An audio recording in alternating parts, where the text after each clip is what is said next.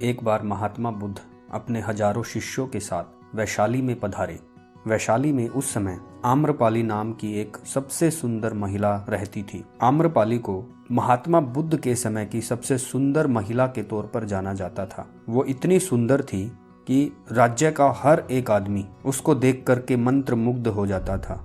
गरीब से गरीब, अमीर से अमीर, और क्या राजा और क्या रंग, सभी उसके सौंदर्य के दीवाने थे। स्थिति इतनी विकट हो गई थी कि हर कोई उसको पाना चाहता था और उससे शादी करना चाहता था।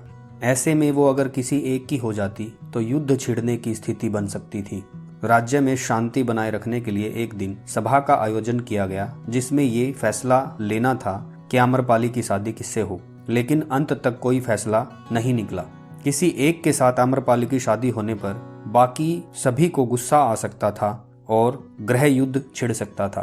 तब एक ऐसा फैसला सुना दिया गया जिससे आम्रपाली की जिंदगी नर्क बन गई, और वो फैसला था आम्रपाली को नगर वधू यानी कि वेश्या बनाने का।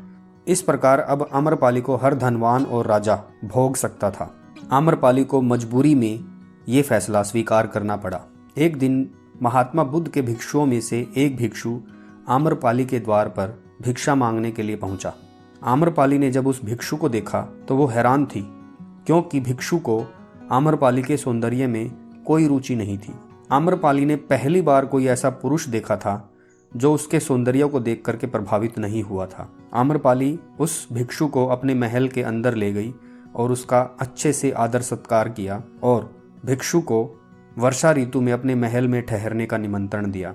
अन्य भिक्षु ये देख करके कि वह भिक्षु एक वेश्या के महल में गया था, बहुत नाराज हुए और उन्होंने महात्मा बुद्ध के पास जाकर के उस भिक्षु की शिकायत लगाई। जब वो भिक्षु महात्मा बुद्ध के पास वापस पहुंचा तो उसने स्वयं ही सारा प्रकरण महात्मा बुद्ध को सुना दिया। महात्मा बुद्ध ने तभी कहा कि वर्षा ऋतु में हम सभी किसी न किसी के घर में ठहरते हैं, तो तुम आम्रपाली के घर में वर्षा ऋतु के लिए ठहर सकते हो। ये बात सुनकर के सारे भिक्षुक बड़े नाराज हुए और उन्हें समझ में नहीं आया कि महात्मा बुद्ध ने उस भिक्षु को एक वेश्या के महल में ठहरने की अनुमति क्यों दी। उन्होंने पूछा तो महात्मा बुद्ध ने कहा, मुझे अपने शिष्य पर विश्वास है। महात्मा बुद्ध के शिष्यों को लग रहा था कि ये भिक्षु वर्षा ऋतु के बाद वापस नहीं आएगा, ये उस वेश्या के सौंदर्य जाल में फंस जाएगा, जो कि हमारे भिक्षुक संघ के लिए एक बदनामी की बात होगी। परंतु 4 महीने के बाद भिक्षुक वापस आया और आम्रपाली भी उसके साथ थी।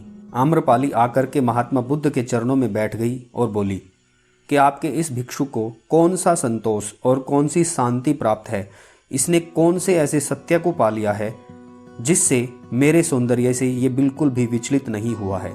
मुझे वो परम आनंद और वो शांति चाहिए, और मुझे लगता है कि वो आनंद, वो शांति मुझे आपके चरणों में रह करके ही मिल सकती है। मुझे भी अपनी शिष्या बनाइए। आम्रपाली की इस विरक्ति को देखते हुए महात्मा बुद्ध ने उन्हें अपना शिष्य बना लिया। कहा जाता है आम्रपाली बौद्ध भिक्षुणी बनने वाली पहली महिला थी।